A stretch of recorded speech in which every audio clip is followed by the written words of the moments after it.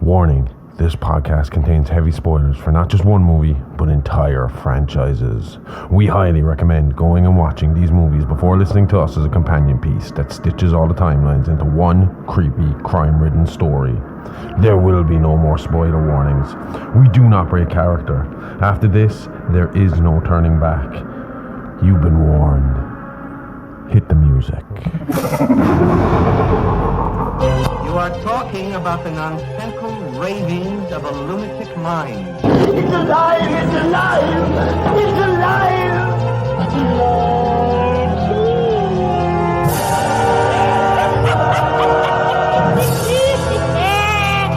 It's alive! It's alive! It's alive!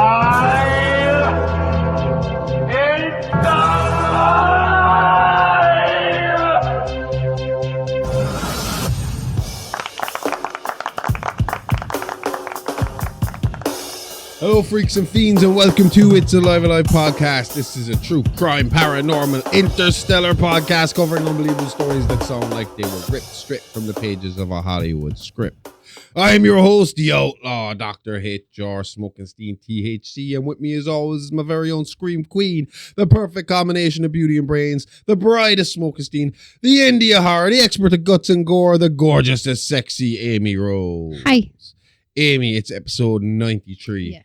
We are ticking those episodes away to episode 100. Nearly 2 years worth of it. And my 5, 4, 3, 2, 1 is going to be fun. Yeah.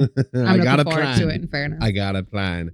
So, since that's going to be a bloody human mess of an affair, I thought this week we might take a look at some animal problems. Bloody animal mess. What did we do last week? Begonia.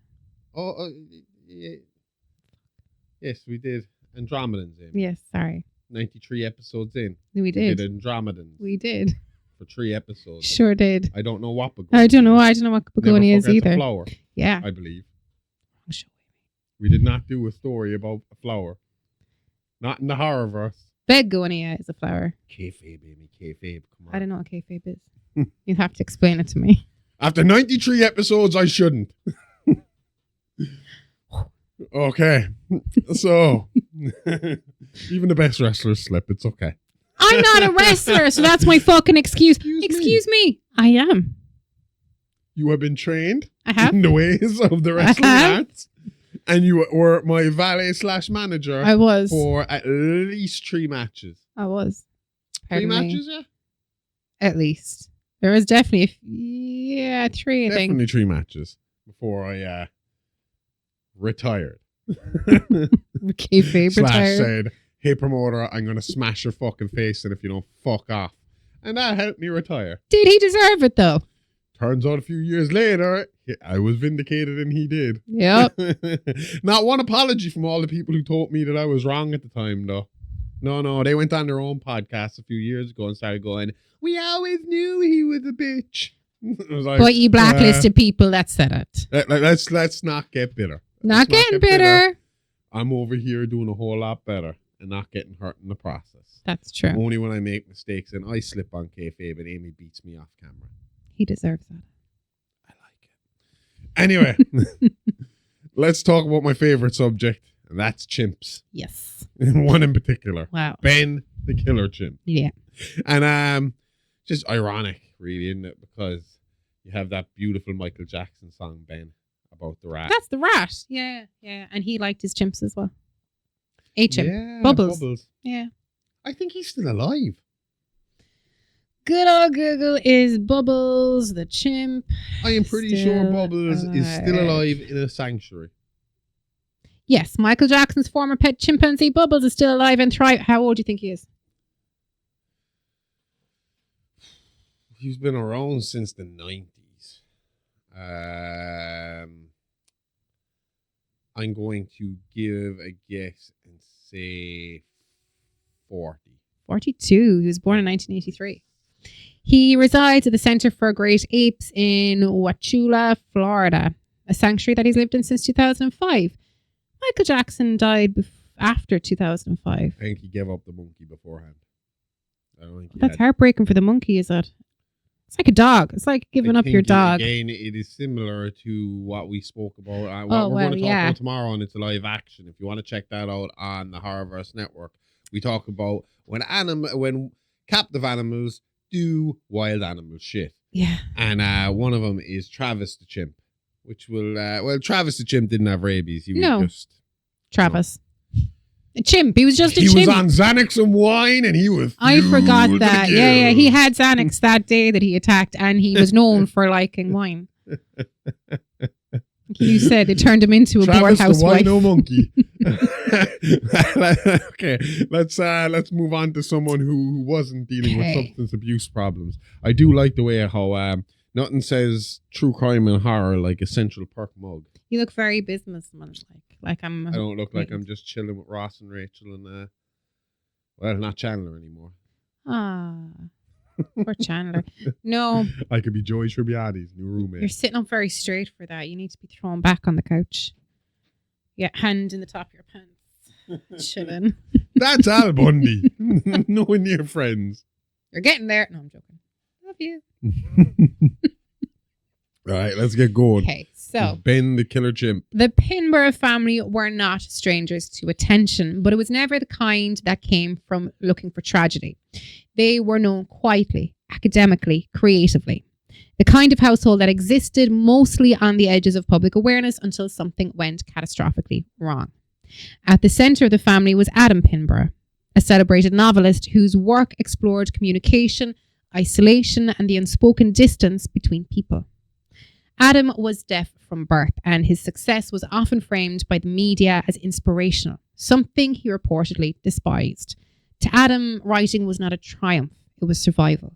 Which already tells you a lot, because when someone builds a career around language while living without sound, you're dealing with a man who understands silence better than most people understand noise. Exactly. But at the same time, if a deaf person is going to thrive in any medium, would writing not be it? There's It's been the one 2 thing- deaf Oscar winners, I mean, like, it's not like he needs to hear the words at least. to write them. No, that's true. You know? That's true. If anything, the man's been writing his shit down from day one. Before you learn sign language, you're going to have to write. Well, I assume you're learning sign language. Like, if you're deaf and birth, You're learning like a sign regular language from birth. Yeah, your parents would kind of start off with it as But, well, I would assume. Beethoven well, was deaf my- when he was writing some of his That dude's symphonies. writing music deaf. Not taking anything away from him, but I agree with him. This wasn't a triumph. It was just Survival, like not you even said. survival. It was the man making a fucking living. Well, it's survival in the sense of he's making a living. Yeah, And I've seen pictures of the house. He was making he was making good a living. Yeah, A good, exactly. good living. So Adam communicated primarily through British Sign Language, That I find weird. different An types of sign an language. No. American family using British Sign Language. This is very specific in my research. They use BSL, not ASL. Very specific about this. And from what I can tell, ASL might be a little easier to learn than British Sign Language. ASL seems to be more one-handed kind of work than British Sign Language. I might be Yeah. wrong, but when I started to try and learn it, it was ASL I went with because it was a little easier. I did Irish Sign Language. They are completely different, distinct languages. They're not mutually intelligible, despite both countries sharing spoken English, BSL and ASL. Both have different origins, vocabularies, grammar, and manual alphabets. The aliens have finally come in and taken her over. And by aliens, I mean Asians. A-I-M-E. That's I'm not my going to name. get myself in trouble with this Asian alien thing. I know I am. You sure And are. I'm not saying ancient alien. It was Asian alien. It's supposed to be ancient. And I Swear. don't mean it in a disparaging way. I wish I was a fucking alien too. Sometimes I do. Wish. Sometimes also. I wonder if I am. Because I look at a lot of you and I wonder, we can't really be from this fucking planet, same planet. Anyway. So within the Pinborough home, the British Sign Language was shared fluently. It shaped the family dynamic in ways outsiders rarely noticed. Conversations were deliberate, arguments were visual, and nothing could be shouted and forgotten. Every disagreement had to be seen. That matters later. But I always find the idea of deaf people arguing hilarious. Have you never seen deaf people argue? Oh, with the hands just fucking flying out. I imagine it would look like me recording a podcast. It's not Hands just going left, right, and no, fucking I've center. seen deaf maybe they might have been deaf, but they were using sign language. But like, it's all real facial expressions. Like, so if genuinely, if you take the sound away out of us, I am sorry. I would laugh my ass off at it. I would see it, and I wouldn't mean to. I just get a fit of the giggles watching that. It would be like watching a silent movie, Amy. It would be like watching Charlie Chaplin getting pissy with somebody. That's true. You know? Yeah. I mean, everybody deserves to get angry, but I mean, it would just be like I was watching a silent movie. Yeah, I can see that. So Adams, if one of them fell over or slipped on something, that would be it. I'd be done. Done. And banana peel. So Adam's wife, Jane, was a respected linguistics professor, and her academic work focused on animal communication and cognition. Jane studied how meaning forms without spoken language and how intelligence expresses itself across species boundaries. So from the very beginning, this family was built on translation. Human to human, human to animal, meaning without sound. Jane's death came suddenly. It was an accident with no suspicion of foul play, but sudden loss has a way of behaving like a crime scene even when no crime exists. Lucy, the eldest daughter, was already living away from her home when her mother died. She was independent, self-directed, and processing grief at a distance that would later harden into something heavier. Erin, younger, remained at home with Adam. She was still forming and still close enough to feel Jane's absence in every room of the house. So that is the fracture line, right? One sister leaving in order to survive, the other sister staying in order to endure. Yeah, exactly. And after Jane's death, the house changed. Not dramatically or violently, just quietly. Adam withdrew further into his work. The novels written during this period become darker and more introspective and more concerned with moral responsibility and loss. Critics would later describe them as his strongest writing. Which is, I suppose, a bit of a red flag. The darkest, not the critics. The darkness, not the critics' praise. Like, the kind of idea. Or maybe it's his way of dealing with it. A lot of people write down their emotions to deal with their emotions. Maybe it was his writing needed to take a darker turn for him to process the grief. And I know where the story goes, so I don't know how it would be a red flag. The poor guy didn't do anything wrong. No. But and I write dark shit every week. I don't know what I was thinking when I thought that. Not much. Maybe it was, maybe I was pointing out my red flags. Maybe. Oh. So for Lucy and Erin, the loss reshaped their relationship. Lucy carried guilt for not being there, and Erin carried resentment she never fully voiced. The family remained functional and they remained loving, but grief doesn't disappear when it gets unspoken. It waits. And eventually it asks for something in return. Lucy and Erin were close in the way siblings often are before adulthood intervenes. Shared routines, shared language, shared understanding of a household that functioned differently from most. And after Jane's death, that closeness did not disappear. It changed shape and it became uneven. Grief does that. It does not break things cleanly. No. It warps them. Yeah, exactly. Yeah.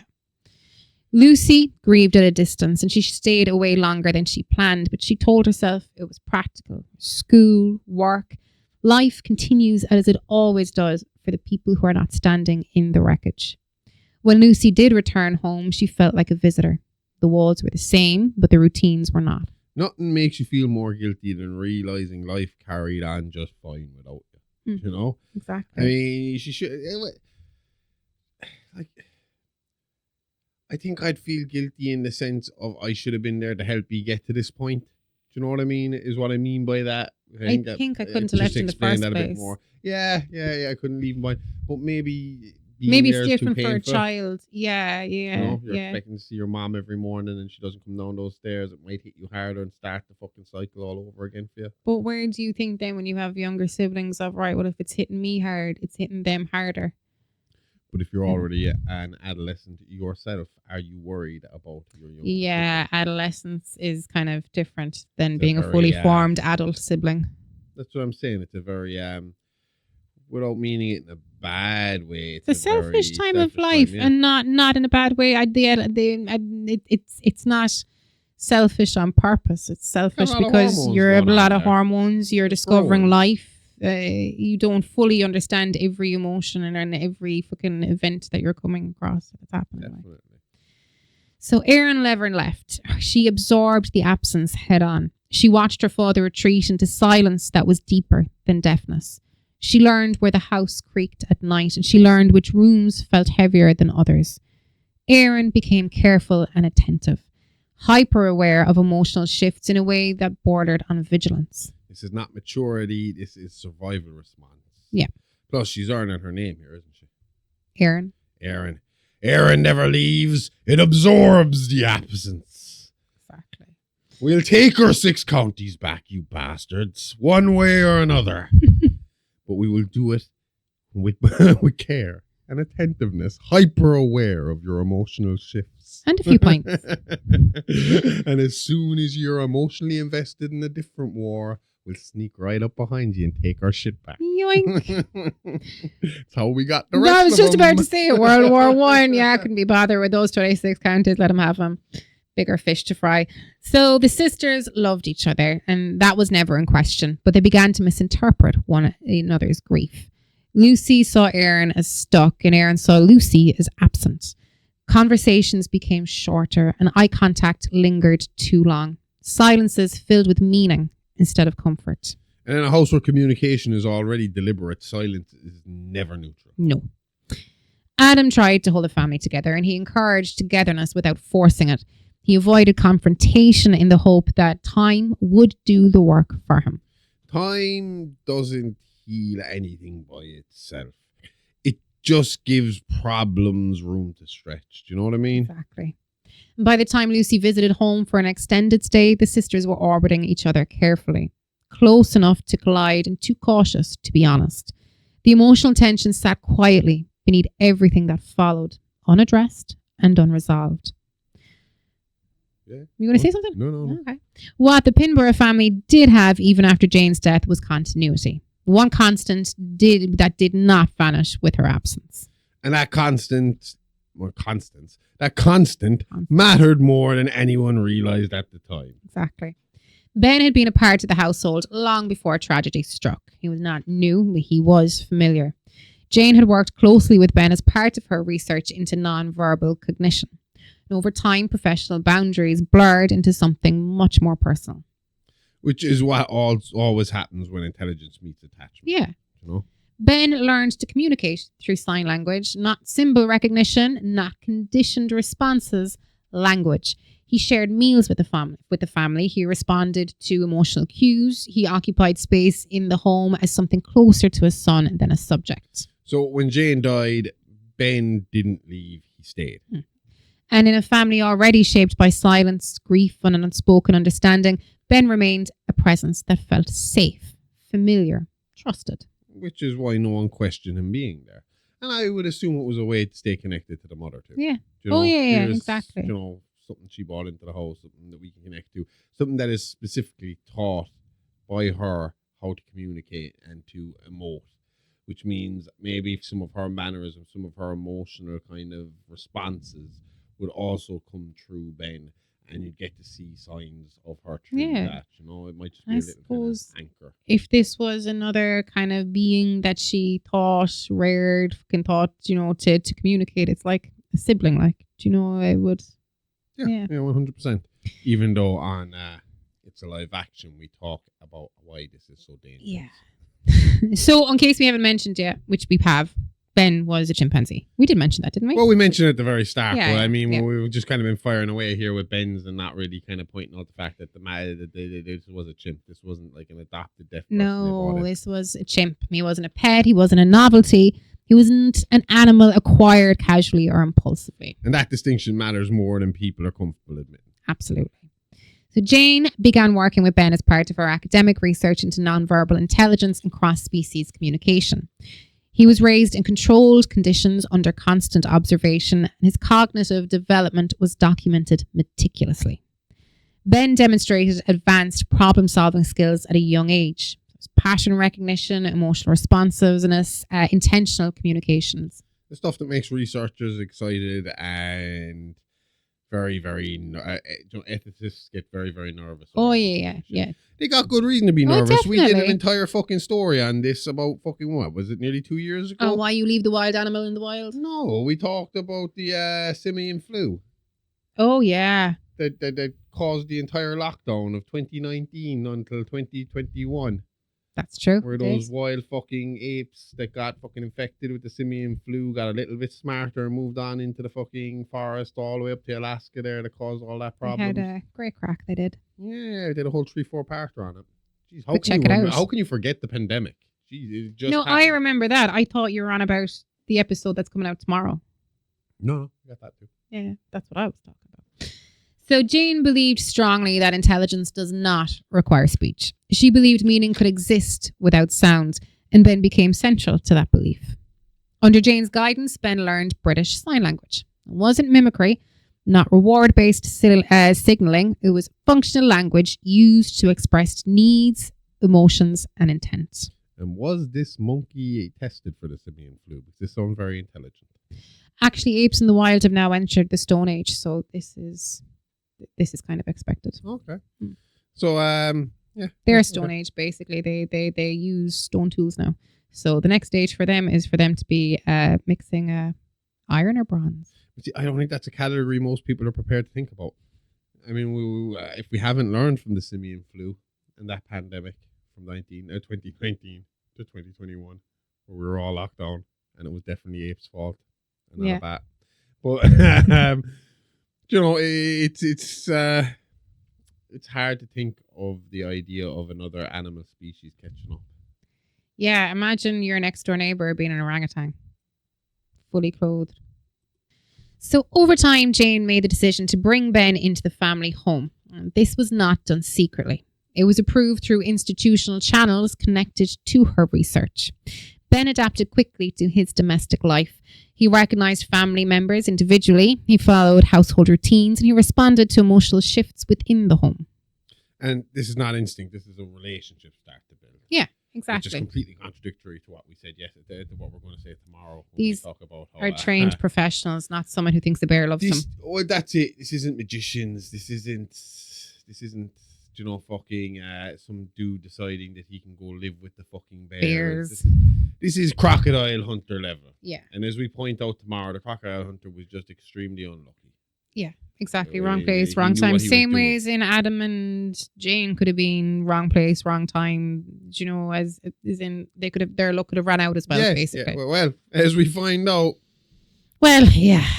there, even with the best of chimps, there's No always match a for variable there. Yeah. So to Lucy and Aaron, Ben was not an experiment. He was part of the family structure that they grew up with. To Adam, Ben was another presence in a world built around silence and visual communication. Another being who did not require sound to be understood.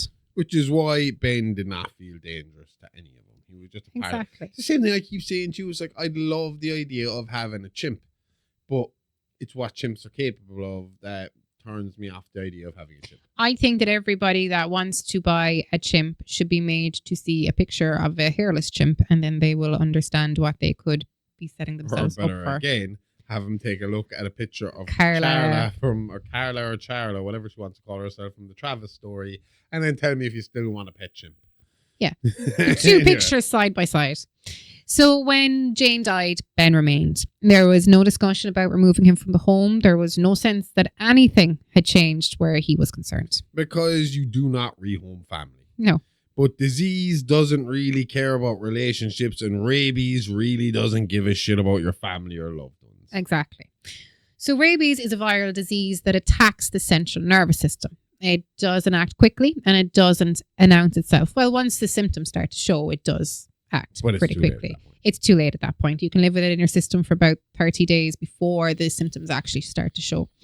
Once transmitted, the virus begins a slow migration through the nerve tissue towards the brain. The incubation period can last weeks, sometimes months.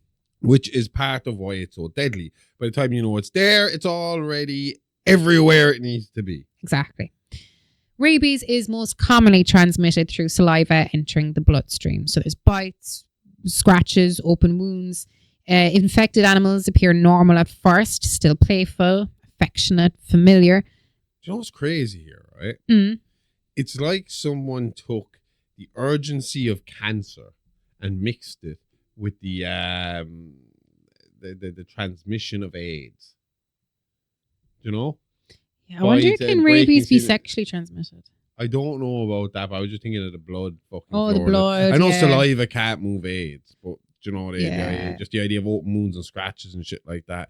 That it seems to be like the two of our humans' worst diseases rolled into one, add in a bit of madness. Here you go, animals. Have Bonkers.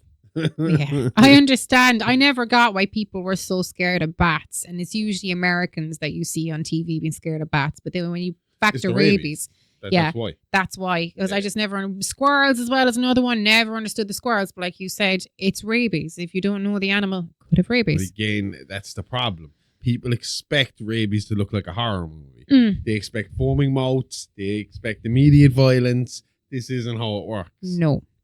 As the virus reaches the brain, behavior begins to change. Irritability increases. Confusion sets in. Fear responses become exaggerated and unpredictable. Hydrophobia can develop, and sensitivity to light and sound intensifies. Aggression isn't constant, it comes in waves. Which makes it even more dangerous because the calm moments convince you that everything is fine. The Exactly. hydrophobia fucks me up rightly. Like, whatever about being afraid of big bodies of water. When you were telling me like about the idea about this guy who was still on the borderline, hadn't lost his mind yet, but understood the rabies was taking over, and they brought the glass of water towards him, and he freaked out, but was still very aware that it was an irrational, fucking ridiculous fear. Yeah, like he told him to come towards him It's with like, the water. Do you know, like, imagine me looking at this bottle of water and shitting my pants. Yeah. It just, it's wild. Like, Yeah. this whole disease and the way it fucks with your mind it's wild. It doesn't seem real. No, but it attacks you that hard. Like it attacks you the same way as tertiary syphilis would, because that's that's an STI as well. Obviously, syphilis is an STI, but it's it affects the nervous system once it gets to the tertiary phase. So it's the same kind of decline except slower. Bonkers. In primates, rabies presents with additional complications. Their intelligence allows the virus to express itself through learned behaviors. Memory doesn't disappear, and emotional attachment does not vanish. It just gets filtered through a brain that's slowly being destroyed. Exactly. So, Yeah. Once symptoms appear, rabies is almost always fatal. There is no effective treatment at this stage, only containment. The tragedy of rabies is not just its lethality, it's the illusion of time it provides.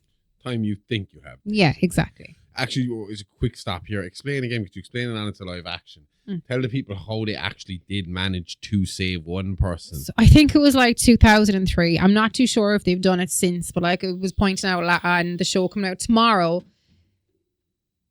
it would cost you probably millions and millions to do this in America. So the girl had rabies and it attacks all the processes in the central nervous system.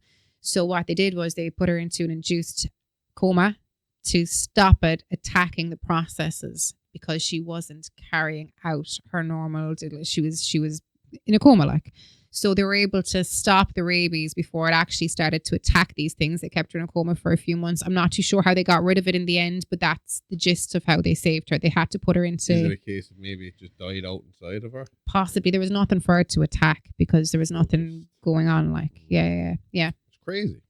Good idea. It's a good idea, but it's not affordable in America.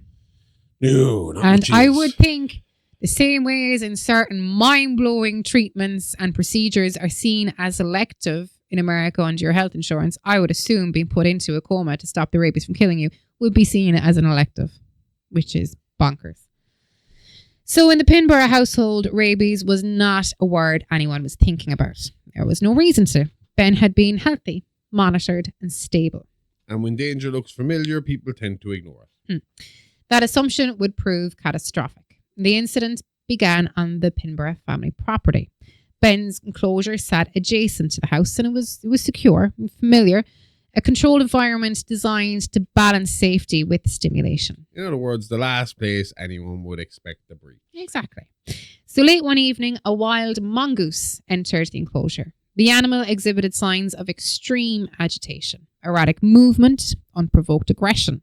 Witnesses later described the encounter as sudden and violent, but there was no gradual escalation, no warning signs.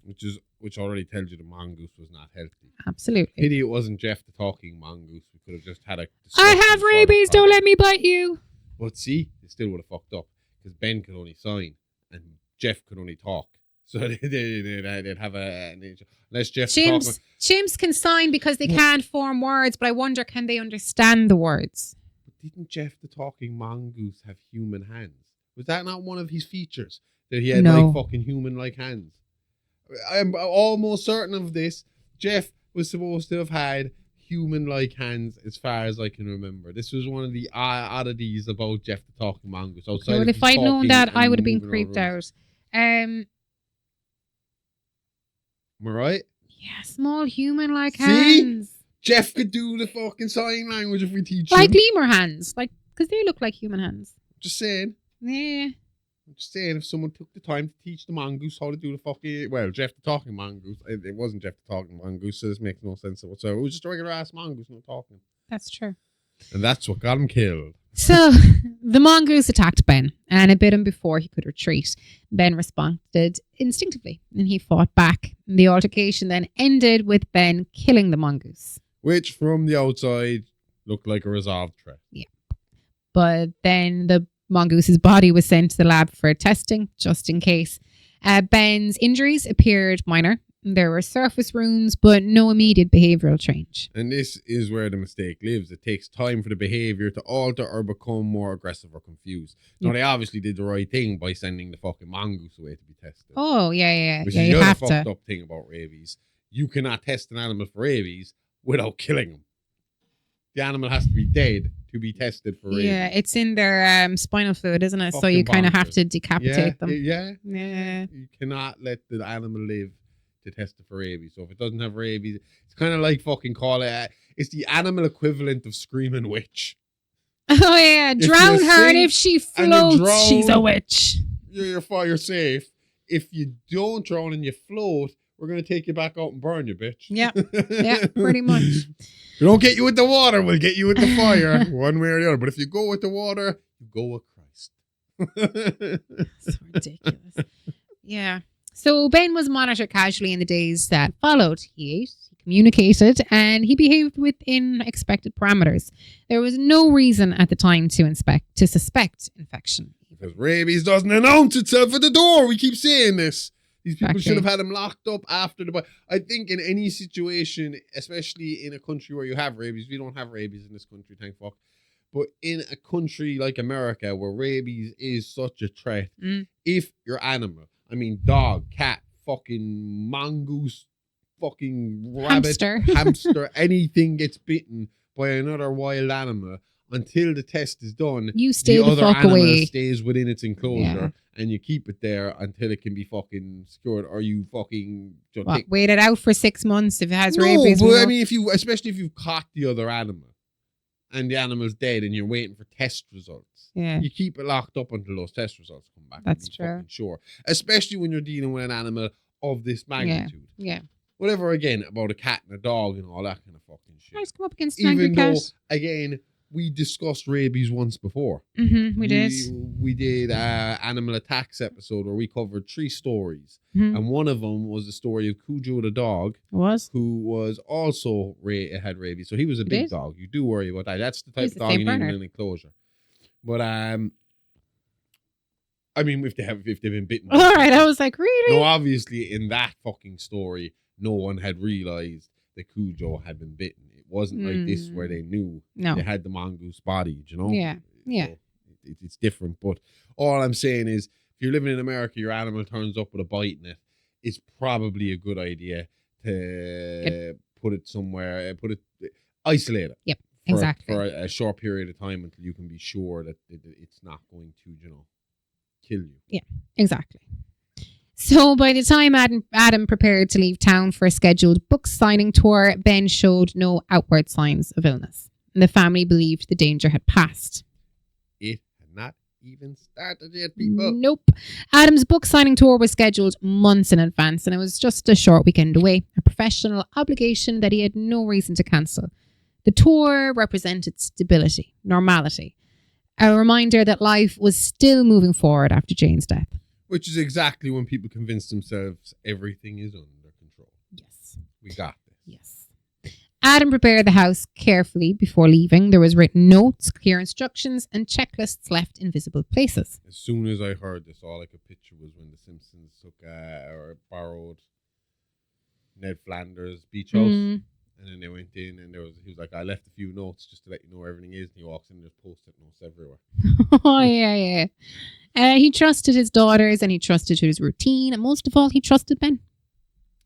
Trust is not stupidity. It's just optimism with a blind spot. So we can forgive him. I mean, Ben has never done anything to cause distrust. No, he hasn't. So Lucy had recently returned home and was eager to reconnect with Aaron. And the weekend felt like an opportunity rather than a risk. Aaron suggested having friends over, a sleepover, and a way to fill the space Adam's absence would leave behind. First of all, you are on the other end of teenage. We don't call it sleepover, we call it a party. But it is teenage logic at its finest. If the house feels empty, pack it with noise, bodies, and pretend nothing is wrong. Yeah. Or pretend nothing can go wrong. Exactly. So permission was given and conditions were set. Ben was to remain in his enclosure for the duration of the night, which is just being responsible, regardless of rabies. Adam left the town believing that the household was secure. And on paper it was. Yeah.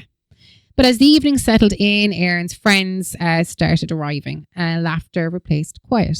Music vibrated through walls that had been holding grief for far too long. Ben observed the activity from his enclosure. He was alert and attentive, responsive to familiar signs from Lucy and Aaron. Which is important because at this stage, Ben was still just Ben. Exactly. There was no visible symptoms. There was no aggression. There was no confusion. Only subtle changes that would not register as danger to anyone not actively looking for them. And nobody was looking. And just a little correction there for you. There was actually no friends. They weren't waiting for friends to come over. Lucy brought friends with her. Yeah. I think it was a case of, you're going home for the first time. I think she needed her BFF as backup. And then from what I believe, the next friend that's with her was not so much her BFF, but a friend of her BFF's who was kind of along by. She wasn't a good friend. Lucy was. She was a tag along, like. But yeah, Hannah, is that her name? I don't know. My home is such a sanctuary. If I wasn't mad about somebody, I wouldn't be like, yeah, come sleep over at my house. Well, maybe she's just a nice girl. Maybe. As the night wore on, supervision loosened. Rules bent, boundaries blurred. Are you saying I'm not a nice girl? Okay. Alcohol entered the environment. It's not what and judgment dulled, clearly. And that's when fragile systems usually fall apart, isn't it? When the booze and the partying starts, the responsibility gets fucked out the window. From talking about chimps. Somewhere between midnight and early morning, Ben's behaviour shifted. Not dramatically, not explosively, just enough to feel wrong. And wrong is always quieter than people expect at first. So who was in the house at this point? Who are we talking about? Because I just said we had a few people here. Who were these people? So Nick had been around the Pinborough family for years, for long enough to be trusted, long enough to be comfortable without being careless. He knew the house, he knew Adam, and he knew Ben. Which primarily means Adam knew him and trusted him. Exactly. He was leaving this young man alone with a group of women. Yeah. Two of them being his daughter. Exactly. And yeah, so nobody was being questioned here when it comes to Nick. No. Not at this stage. Nick had a calm way about him. The kind of presence that settles rooms without effort. Lucy had always noticed him. My God, my words. She was quietly, privately. Nick never did. To him, Lucy was family. A younger sister figure who was summoned to protect and not to pursue. And that kind of unbalanced affection never disappears. It just waits for the worst possible moment to matter. Exactly. Kate arrived not long after Nick. That was Lucy's closest friend, and she was the one who asked the practical questions, the one who checked doors and counted people. Kate had a habit of taking charge without announcing it. She was observant and protective. The kind of person everyone assumes will make it out alive. Yeah. So Hannah came with her own gravity. A friend, but not an easy one. She and Lucy had circled each other for years. friendly competition, a mutual insecurity, and an unspoken rivalry that often centered on Nick. Not hatred, just friction. Yeah. So that kind of answers your question there. It's not a case of she hated the girl and didn't want her there, but maybe she saw her as competition. Maybe. And that was the issue. Yeah. And from what I have read in interviews and stuff like that about these people, how do I say it in the modern era? Hannah was a bit more freer with how she flirted than Lucy was. Okay. So Drew and Brad were newcomers. They had met during the flight home, invited impulsively. They brought outsider energy into an already crowded emotional space. There was flirting, drinking, and a sense that the night was supposed to be a memorable night for the right reasons. Those are always the nights to go wrong. And they are. I remember so many fucking nights hanging out with my friends that we actually came up with a rule. My group of friends when we were in our early 20s, we had so often said, tonight's going to be awesome, and went out and had the worst nights of our life. That we had awesome. A solid rule that no one was allowed to declare how good the fucking night was going to be. It was like, if it's going to be good, we can talk about it in the morning. Right now, let's just go and see what happens. It's a solid rule. Dr. Doug Lambert arrived earlier that evening. He was a local veterinarian who had worked with Jane in the past. Doug was familiar with Ben and he was comfortable around him. And he was confident in his own ability to assess animal behaviour quickly. Which is another way of saying he did not expect to be surprised. No. Doug had been asked to check Ben as a precaution. There was nothing urgent or alarming. It was just reassurance. Ben appeared alert when Doug arrived. He was responsive and visually tracking movement. Too alert, maybe. Probably. Doug entered the enclosure calmly and professionally, confident that he was dealing with a known animal in a controlled environment, and Ben watched him closely. And for the first time, that attention felt a little wrong. He knew. I mean, as a vet, Ben was he probably leering at him. Fucking knew there was something up the minute he got there. He could probably feel it in the fucking energy. Oh, yeah. If you're a vet that long in a country that deals with rabies regularly, you're going to know the warning signs. Yeah. You have to know the warning signs. Dr. Doug Lambert arrived earlier in the evening than most of the guests. He didn't announce himself and he never needed to. Doug had worked with Jane for years and Ben was not an unknown animal to him. He was familiar and predictable. Which is how people get comfortable enough to make mistakes. Exactly. So Doug entered Ben's enclosure alone and there was no distress call, no raised voices, nothing in the house indicated anything was wrong. And what happened inside the enclosure was never witnessed. Only the absence afterwards told the story. At some point later in the night, Ben was no longer contained. No alarm sounded and no lock was reported broken at the time. The first sign that something had changed did not come from the enclosure. It came from inside the house. Oh, and that's what you never want to hear in one of these stories. It's coming from inside the house. If you want to know more about that, look back at our Christmas episode. Yes.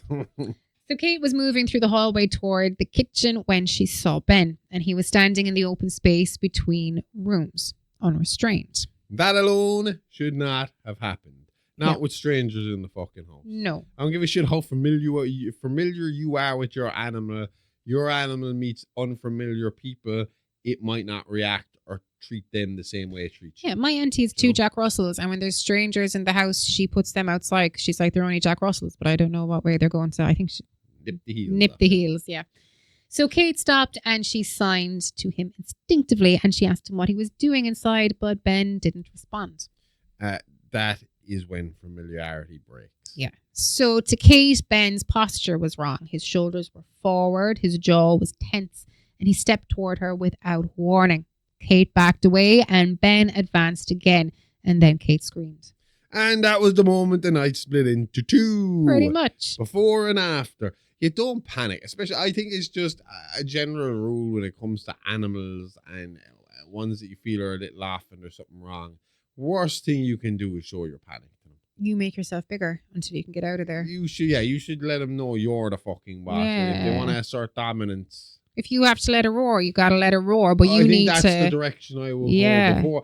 Before they'd have to charge me. You know, first it will be a lot of roaring back and forth and me screaming at, down, you fucking bastard, sit down. Yeah. And then next day we're like, He's coming at us. Run! Everybody Run or run. swing the nearest thing, a chair, frying pan. Lucy and Aaron reached Kate first, and Nick followed seconds behind, but Kate could barely speak. She pointed, but Ben was gone. Which meant he was somewhere else in the house. This is the problem with apes. They are not going to be as slow as humans. No. They can swing from the fucking rafters. They can fucking swing around fucking poles, swing around corners, swing around rooms. They're quick. They're fast. And they can use their arms and legs the exact same way. They're fucking versatile little bastards. There. When you got fucking thumbs on your toes, you know what you're doing. Exactly. So Lucy signed for Ben to come out, and her movements were calm and deliberate. What the fuck is the point of that? What? If the fucking monkey is hiding from you, signing at it to come out isn't going to help. Because if the Unless monkey he's was watching smart them, about like it, he's I'd be staring at hiding him. and staring at them like, yeah. So Aaron joined her, reinforcing familiar signs, reassurance, routine. Because this had always worked before. Exactly. Yeah. So Ben emerged from the darkness at the far end of the room, so obviously he was watching for those signs. And his movements were erratic and uncoordinated. Lucy signed for him to stop, to sit, and to calm down. And Ben screamed.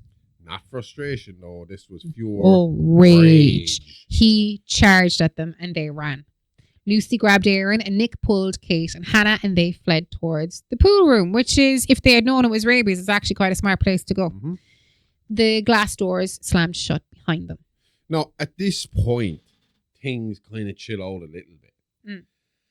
And Ben is down in the pool room with them, and they feel like he's calmed, and whatever's been wrong with him has passed. Whatever irked him originally has passed, but they don't want to leave him. He's still a little addled, a little wound up, and they don't want to leave him there. They don't want to just leave him loose and run around the place. So they attempt to put a leash on him. Yeah. A kind of a rope-made leash, hoping that that'll just secure him long enough for them to figure out what to do, or to at least get themselves out of the situation. Yeah. Now, to do that, they had Nick was Nick, yeah? Nick was he was trying to keep his attention. So was Lucy. Lucy especially, because she knew she could keep him calm. Yeah. In the meantime, Aaron is trying to get this, or I can't remember, was it Aaron or Nick? One of the two of them were trying to get the rope around his neck, while it was rather Lucy and Nick, or Lucy and Aaron, that were trying to calm him down. Either way, the three of them were working together to get this leash around his neck. And once Ben realized what was being done to him, they got the leash around his neck. He freaked the fuck out, grabbed Aaron's arm and bit her. Yep, that he did. So now rabies has been transmitted, and time is now a factor. And the biggest issue they had was that, yes, they got the leash on him, but the rope was shit, and that leash snapped pretty fucking fast. Pretty better off with forcing a chain. them to the water. So they did spill into the water in panic, like you said. And then something strange happened. Yeah. So Ben reached the pool's edge and he stopped and he screamed and he beat the tiles. But he would not enter 10 the quid, water. I won't jump in there. I swear, I betcha. That's the Irish in her. That's the mid-Irish in her. I betcha. Should hear her say squeezed. I say I squeezed something. Yeah, sure you did. I do. At least I don't say you didn't learnt. Squeeze it, no? She learnt me. No. I have never once said she learned me anything. No, I know that you haven't. I'm just saying at least. I might say squeeze and bet, but I don't say she learnt me. Bet I can nearly Or deal chimley. with it. I've never in my life heard another Irish person say the word squeezed. I don't It's not say even squeeze. I squeeze. I squeeze it. Say it as many times as you want. It's not a word. Do you know Just what comes is a very word? natural to me. Hydrophobia. Yes. So that's what was going on with Ben, and the group backed deeper into the pool, chest high and shaking. Ben paced along the edge, watching. And in that moment, they understood something was profoundly wrong, because Ben had no problem with this pool up until now. In fact, he enjoyed playing in the pool with the family. Exactly. So to see him get to this point, and I would assume, again, see, for you and me, where this is not an issue. We don't have rabies here. We don't have to think about it. We don't have to worry about it. It's not something that will come to mind. But I'd have to assume that in this situation, with it being so rampant over something, a bigger deal over there. Mm. It must have clicked on him pretty quick. Shit. He was bitten by a mongoose the last day. He won't come near the water. He's gotten aggressive and fucking crazy out of nowhere. Fucker got rabies. Has to. Yeah. The penny has to be dropped. You'd have to be an idiot not to fucking think of that this stage. Yes. Yeah.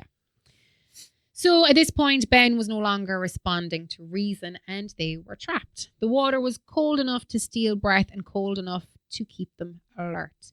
Lucy counted heads without speaking. There was Aaron, Kate, Nick, and Hannah. Everyone left was in the pool, is what we're saying here. Exactly. Everyone was here. Yes. So Ben paced along the edge, stopping, starting, screaming. And he struck the tiles with open hands and he leaned forward and he pulled back. He wouldn't enter the water, and Aaron was the first to notice it. She pointed, and Lucy followed her gaze, and Ben's feet stayed dry. And that was the first rule they understood. Exactly. Kate scanned the room. She scanned the doors, the windows, and the distances between them, but nothing led anywhere safe. Which meant the pool was not an exit, it was a pause. They were stuck. basically trapped in the pool. Because, Yeah. I mean, we're going to talk about it here, but this is... Did you say it there? Sorry, I was just checking something. Yeah. So, basically, this is a ledge pool. This is a fucking on the edge of the hall. Do you know one of those... And those pools It's make an me infinity nervous. pool. Yeah, those pools make me nervous. I don't know how people don't spill the fuck over them all the I time. have watched people in it from the other side trying to figure this out, and it's just something I can't wrap my head around. I know there's a logical on the edge looking explanation. over and all that stuff, but I just be convinced. Do you think it's all kind eventually of gonna fuck me all smoke? Not smoke, but like smoke and mirrors. It's a trick of the eye. No, I don't know. I'm going to But look that up when we're finished at this that point, episode. the way they were stuck was it's concrete wall, angry chimp, Ledge. fucking cliff. Yeah. You know, Pretty fall much. to your death. Yes. Yeah. So there were your options. Nothing, angry chimp, and fall to death. I take Or my stay in the chances and pool run. and wait for your sister to turn as angry as the chimp did. Would she turn angry or would she be scared shitless? That's true. Would she like drown because she I got herself suppose into I think she was. I'd say Lucy was less worried about Erin getting angry and more worried with her dying. That's true. So So Nick moved closer to the edge, testing how far Ben would follow. And Hannah stayed tight to him with her hand on his arm and her voice low. fear looks for confidence even when it is borrowed. And Hannah was looking She for knew it. Yeah. She could hardly still be flirting at this stage. No, I mean, no. you gotta A time turn and a place. You got to turn your game off at some at some point. And Yeah. when you're at that store, that's time to turn the game off and worry about what's in Sure front of you. is. So Nick watched Ben carefully, timing his movements. And when Ben lunged, Nicky reacted. He grabbed Ben and pulled him forward. And for a second, strength mattered more than planning. They struggled up the cliffside edge with their bodies slipping and hands scrambling. Nick forced Ben over the ledge and Ben disappeared. Silence hit first. That silence lies. Sure did. Lucy exhaled and Kate shouted his name. Hannah smiled for half a second and then Ben's arm appeared. Still alive! Alive, I tell you! So Ben had clung to the ledge with one hand and his other arm reached up and Nick leaned forward. Instinct/mistake. Yes, because Ben grabbed him and Nick was pulled over the edge and his body fell and then sound followed a moment later. Yeah, rocks do not forgive. No. But again, if they had listened to me, if this is why I should be around these people, that could be my new career. I could go in and deal with like traumatic experiences or like to try and de-escalate the situation and be like, well, you don't go near the edge because I told you like 10 minutes ago, these apes, they can fling themselves up into the ceiling, they can fly around corners and walls, they can grab onto anything. So what makes you think that ape didn't just fly over the edge and grab onto the edge? That's true. It's an ape. I mean, they do this with trees They in the can wild. do it with their It's back what they legs. do.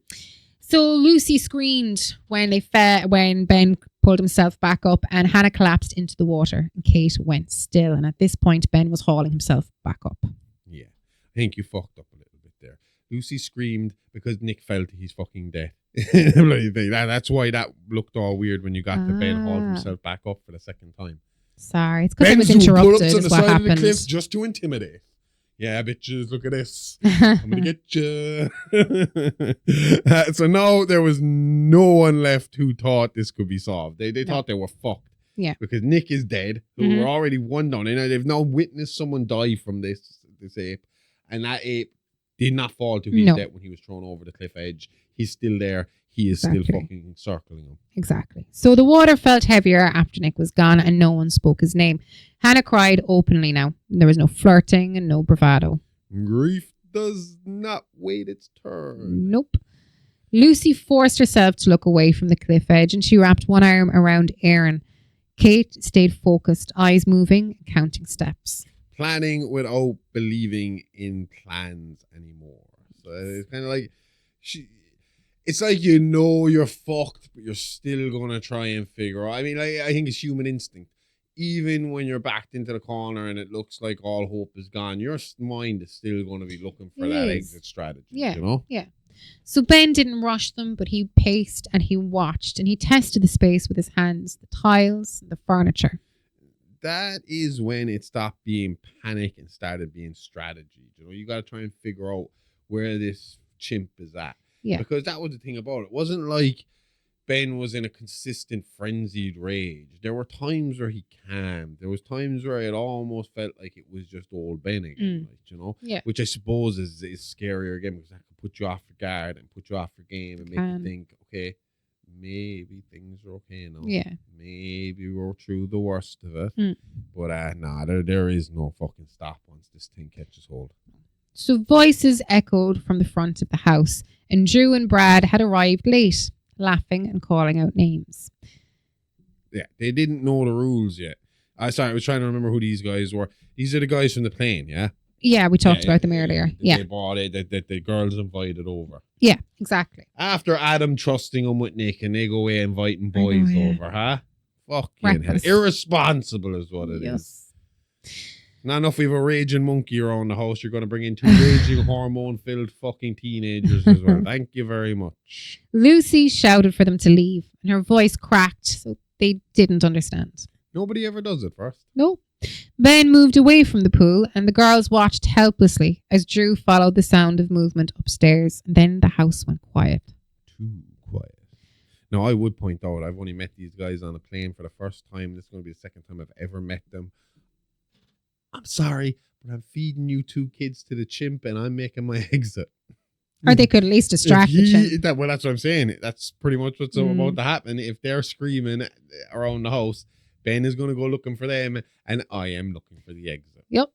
So Drew was found moments later on a bed with Ben above him. And there was a scream that cut short. Ben tore Drew's jaw away. Yep. No hesitation, no mercy. But we've talked about that tomorrow as well. And I bring up that point. Chimps are known for going for the face and hands first. Yeah. Yeah. They will rip at your eyes, your nose, and your mouth. They're the first things to go on your hands. I don't know why. I suppose stop you from being hitting able to back, use them. I'd say. Fighting and punching. Yeah. I suppose that's what they use. That's what they're expecting you to use. That's where they got to go. Yeah. So Brad ran and he grabbed a shovel from the utility area and swung wildly. Ben disarmed him easily and that shovel came down again and again. Strength without restraint. Brad did not get back up. The girls listened from the pool, unable to move. Every song told them exactly what was happening. They didn't have to go and fucking watch it. No. Ben returned to the pool edge with his blood-streaked hands. Still thinking, still hunting. Yep. And Lucy looked at Kate and then at Hannah and then they all understood the same thing. The pool was not safety anymore. No. It was time running out, basically. Aaron's arm throbbed beneath the water and the teeth marks were already swelling. Lucy kept her close, too close. She already knew what it meant. Time was running out. They were in fucking trouble here. Yeah. I mean, we said it can take up to 30 days to fucking... Could take 30 minutes, could take 30 days. Doesn't mean it will take 30 days to fucking rip you. She could have been... Person to person fucking... This is person to person case. Yeah. What works for you doesn't work for me. What works for me doesn't work for you. It's not... It doesn't fucking decide. It doesn't have a set... You got to take it on a case-by-case basis. Yeah, there is no set fucking time period here. No. It's just up to a month. The look of the draw, basically. So Kate was the first to say it out loud. They couldn't stay. The pool was buying minutes, not hours. And Aaron did not have minutes to waste. No. Kate watched Ben's movement patterns, the pauses and the pacing, and she saw an opening near the stairwell. Not safety, just possibility. Yeah. It took balls. Kate told Lucy to stay with Aaron, and she told Hannah to stay put, and then she moved. And Kate climbed out of the pool and ran for the stairs. She almost made it. She According did. to forensics, she nearly got there. She did. But Ben reacted instantly. He grabbed a loose rock from the poolside, and Kate slipped on the steps and she screamed. And that scream ended everything she was trying to do. Pretty much. Ben caught her halfway up the staircase and he brought the rock down on her head once and again and again. Blunt force, final kill. Finish him. Kate fell where she stood and Lucy watched it happen, unable to look away. The protector was gone, because that's pretty much what she had been playing up until that point. She was the one looking to see were all the doors locked, were the alarms set, was everyone behaving themselves. She was the mama bear in this party, and Not anymore. She's a dead bear now. Nope. Kate's body lay Bearskin rug is what she is. Yeah. Kate's body lay still on the staircase. No one moved to her. There was no saving left to do. So No. there was no real point. No. You're only going to kill yourself by going out there to do that. Basically, when you can see that there is nothing but fucking soup left where the brain used to be, where the head used to be. You're winning, Yeah, fighting a they're losing pointless. battle. They're pointless. Hannah could not stay in the pool any longer. Not after that. And she saw the garage door and the cars.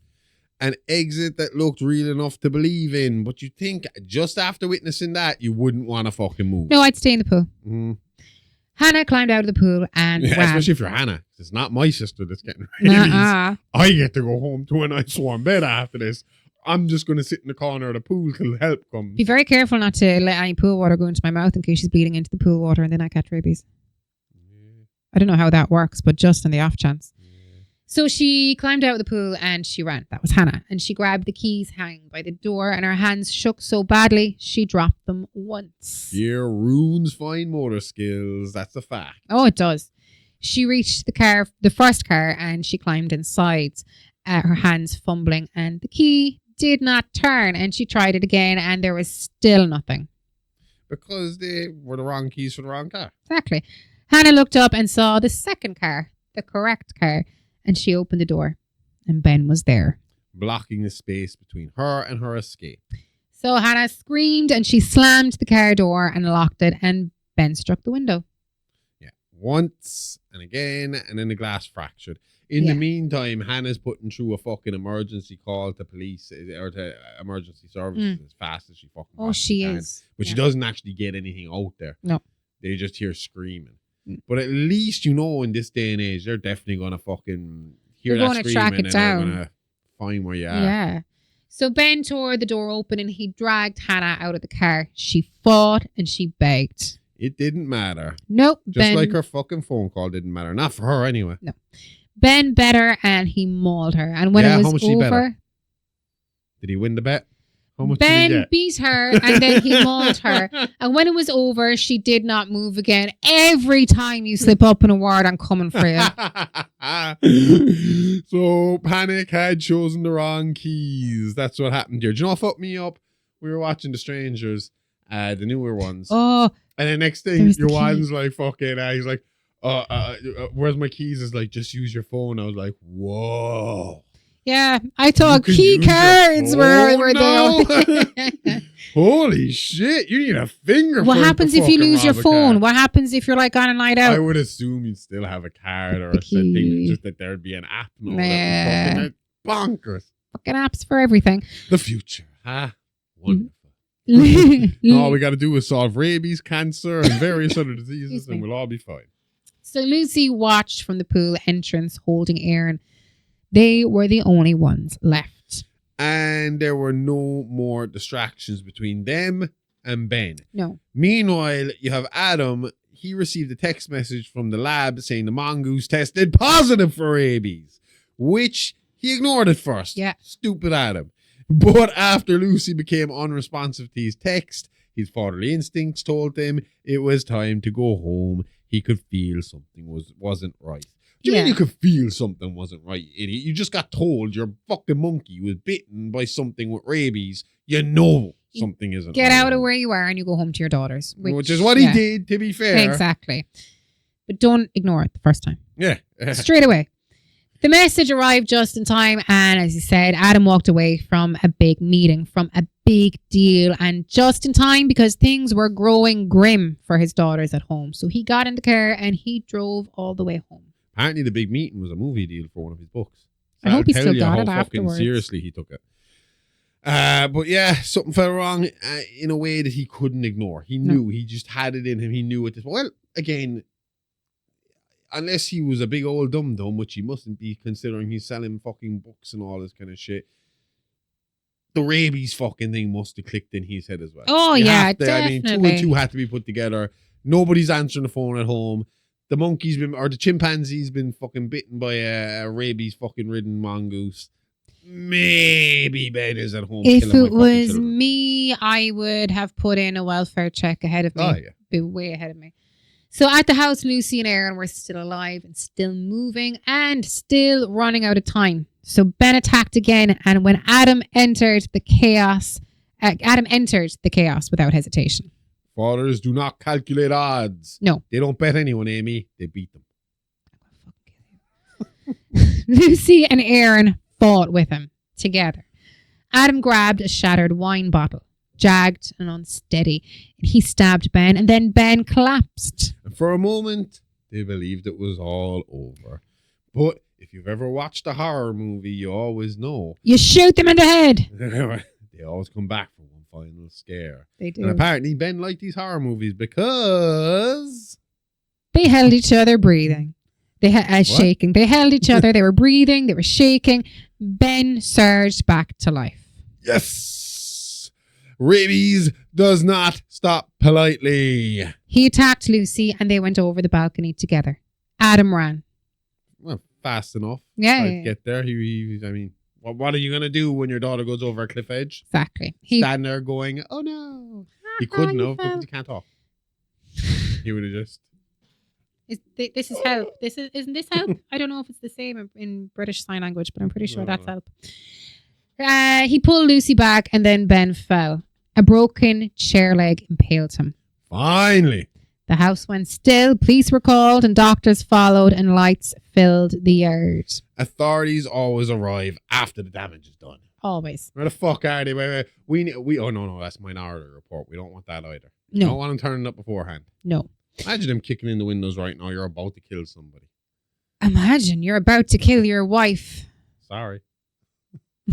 But how? Whatever I'm not about married a to her. mind What are you fuck. talking about? Whatever about a mind fuck for you. But imagine the other person being in the same room as you, and it's like, Yeah. I feel completely safe with this man. Are you telling me it's about to happen in 30 seconds? No. Okay, cool. Cut the camera. Tell you one thing, you Cut the camera. Cut the fucking fucking contradict me again with my words. You wish there was Minority You bet me, Report. will ya? I will fucking bet you. Erwin was taken to the hospital I immediately will and rise up treatment Palestine began. to protect myself.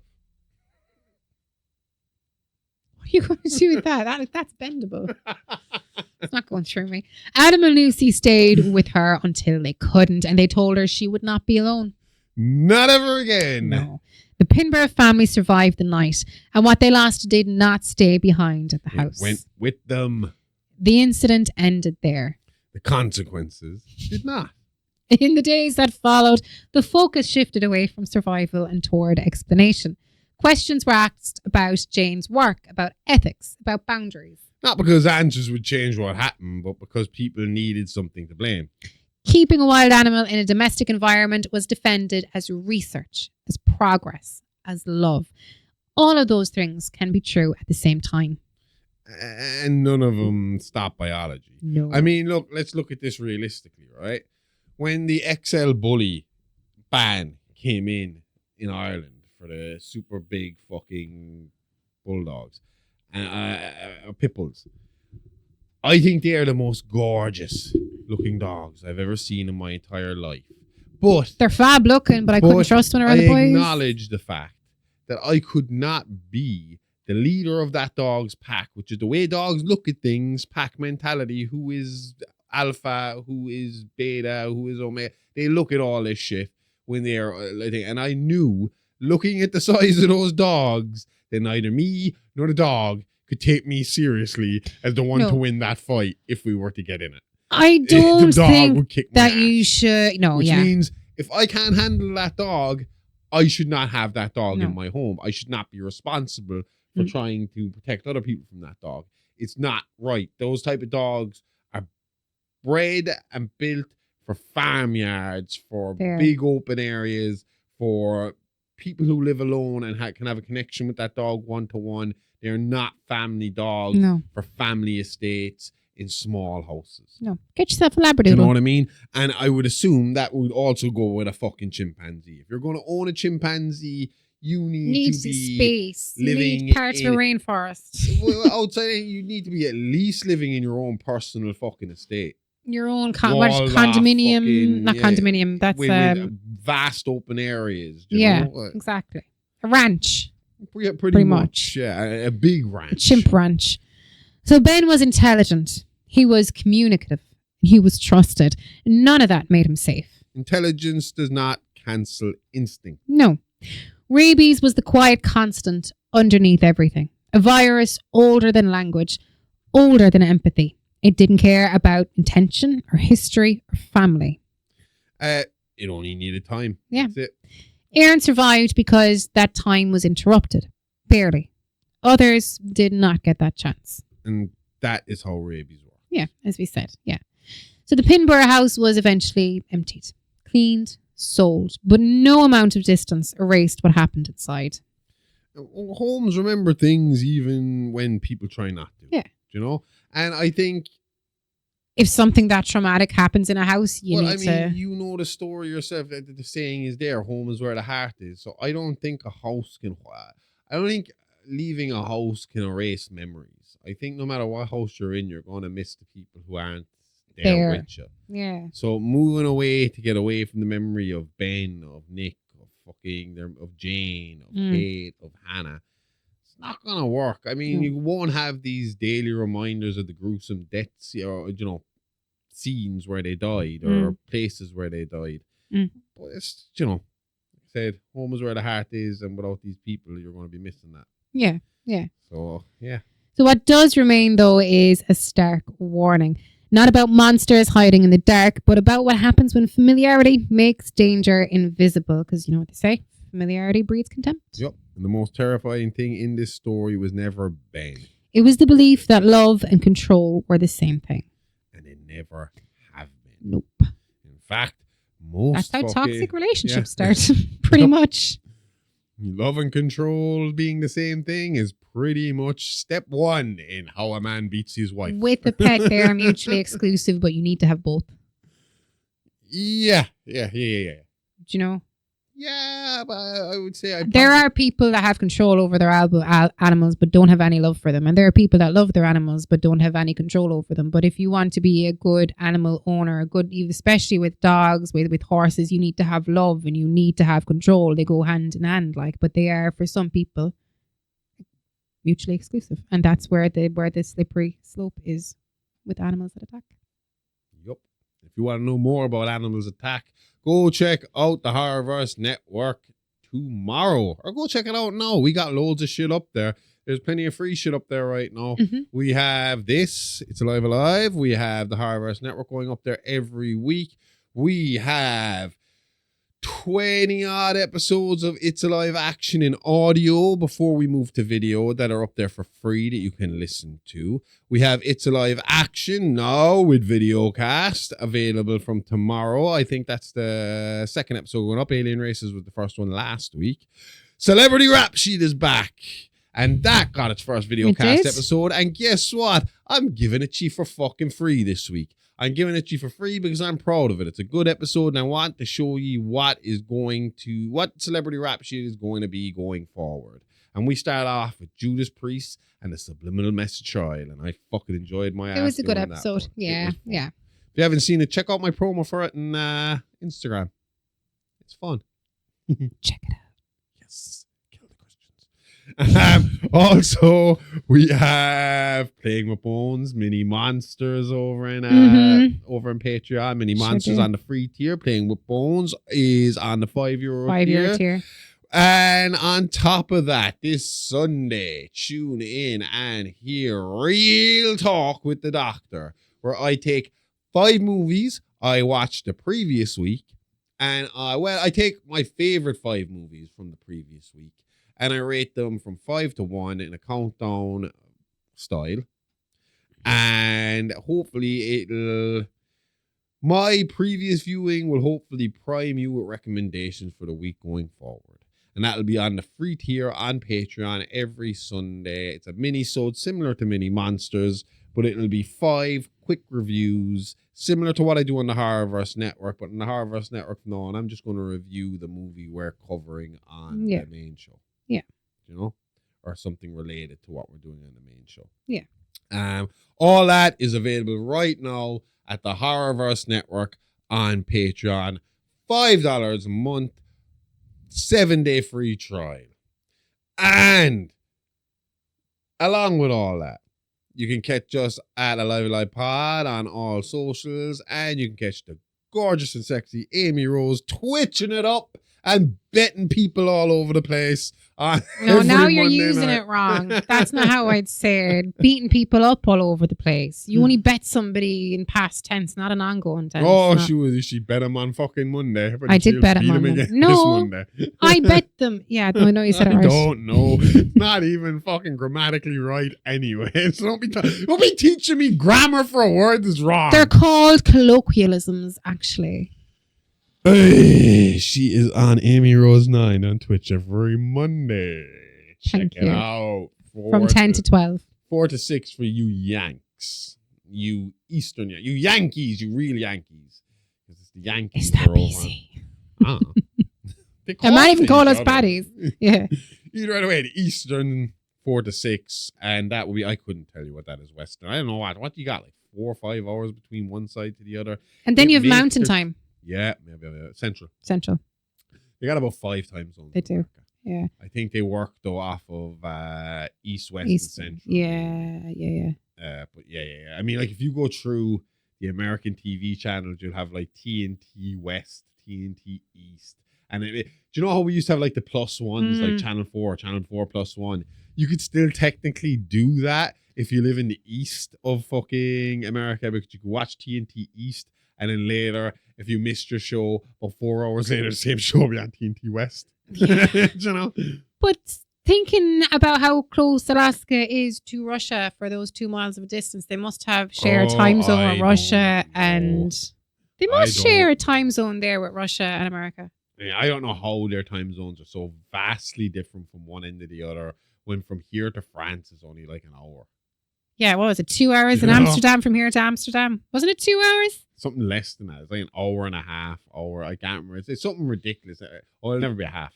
Hour or 2 hours. Yeah. It's something like that. I just remember not having to change my clock that much. Anyway, that's it for this week. We'll be back next week with more tales from the Horrorverse. Same Alive time, same Horrorverse channel. Okay. Love ya. Bye-bye. Hey, lady. Love you. Bye-bye.